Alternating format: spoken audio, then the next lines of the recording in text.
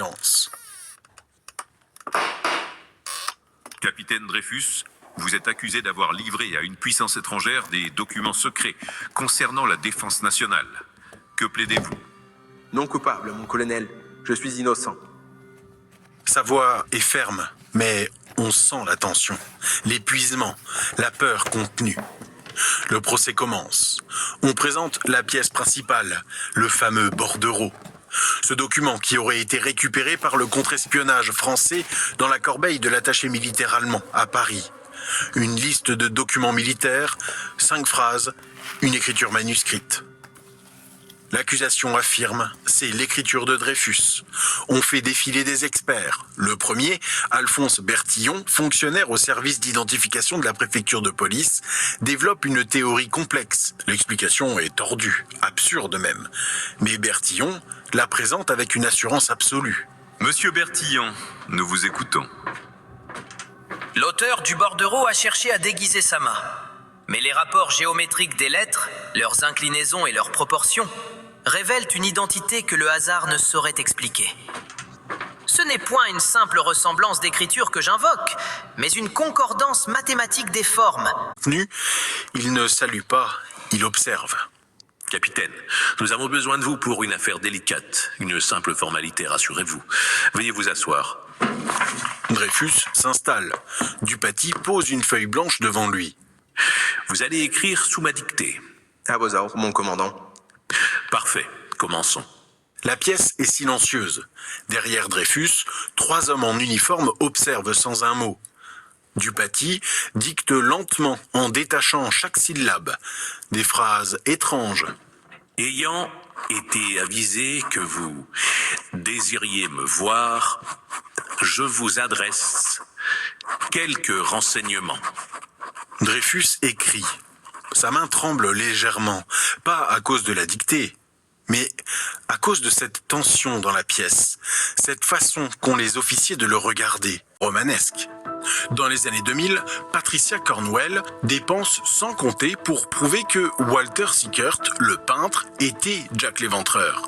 Analyse ADN contestée et bref, personne n'est convaincu. L'auteur Conan Doyle a proposé un autre nom, Jill the Ripper, une sage-femme. Ça expliquerait les connaissances anatomiques et la confiance des victimes. Ingénieux, mais encore une fois, aucune preuve. Pourquoi ces théories persistent? Eh bien parce que le mystère est insupportable. On veut un visage, on veut un barbier fou, on veut un complot royal, on veut quelque chose d'excitant. Mais la vérité est probablement simple et frustrante. Jack était probablement un homme ordinaire, cinglé. Peut-être Kosminski, peut-être Druitt, peut-être quelqu'un qu'on n'a jamais identifié, quelqu'un qui a peut-être tué 5 femmes et puis qui s'est arrêté comme ça, ou qui l'a continué ailleurs, ou peut-être quelqu'un qui est mort ou qui a été interné, bref. Comment le savoir? On ne saura jamais. C'est ça qui rend Jack l'Éventreur immortel. L'absence de réponse, le mystère non résolu.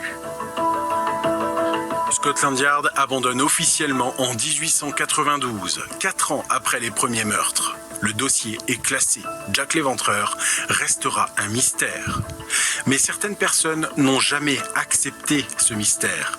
Au fil des décennies, une véritable discipline s'est créée, la ripérologie. Le terme apparaît dans les années 1970, mais le phénomène est plus ancien. Dans les années 1920, des journalistes, des amateurs fouillent les archives. Ils retrouvent des documents policiers oubliés et ils proposent de nouvelles théories. Ces chercheurs ont fait un travail considérable. Ils ont retrouvé des pièces que Scotland Yard avait perdues. Sans eux, on en saurait beaucoup moins aujourd'hui. Évidemment, il y a aussi beaucoup de délire, des théories farfelues, obsessionnelles. La ripérologie, c'est un mélange de recherche sérieuse et de fascination morbide. Parlons maintenant de ce que cette histoire de Jack l'Éventreur a concrètement changé. Avant 1888, le quartier était plutôt invisibilisé, personne ne voulait en parler, tout le monde voulait l'oublier. Mais Jack fait exploser cette indifférence. Whitechapel devient célèbre. Des journalistes débarquent, soudain on découvre l'horreur, des asiles, les taudis, la misère. Cette visibilité accélère donc les réformes. Dans les années 1890, on détruit les pires taudis, on construit des logements sociaux. Et puis la police a changé. Scotland Yard sort humilié de cette affaire. Alors elle se réforme. Bon, soyons précis, les réformes étaient déjà en cours. Francis Galton travaillait sur les empreintes digitales depuis déjà presque 20 ans. La photographie judiciaire commençait à se développer aussi. L'affaire Jack l'Éventreur n'a donc pas déclenché ces innovations, mais elle a servi de catalyseur. L'échec cuisant de Scotland Yard face à Jack l'Éventreur a accéléré l'adoption de ces nouvelles méthodes. En 1901, le service d'empreinte digitale devient officiel. La photographie systématique se généralise. Les fichiers s'organisent. La formation s'améliore. L'échec a donc servi d'électrochoc pour moderniser une institution qui commençait un petit peu à devenir vieillotte. Ce que cette histoire de Jack l'Éventreur nous apprend, c'est qu'en 1888, le monde était en train de basculer. Londres découvrait la vitesse de l'information, la puissance des médias. La police découvrait un criminel qu'elle ne savait pas traquer. Et surtout, l'horreur, depuis cette époque, s'est transformée en spectacle. Jack l'Éventreur est le premier monstre de l'ère médiatique, le premier dont l'existence dépend plus des journaux que de la réalité. Et c'est une chose qui continue encore aujourd'hui. Cette histoire de Jack l'Éventreur n'a pas changé le crime, mais a changé notre manière de le consommer. Parce qu'on ne cherche plus un homme, on cherche une légende. Et les légendes sont aussi insaisissables qu'immortelles.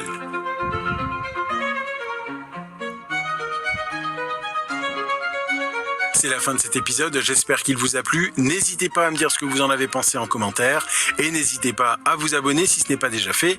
C'est le meilleur moyen de soutenir ce podcast et c'est gratuit. Merci d'avance. À dimanche prochain pour de nouvelles découvertes historiques. Ciao ciao.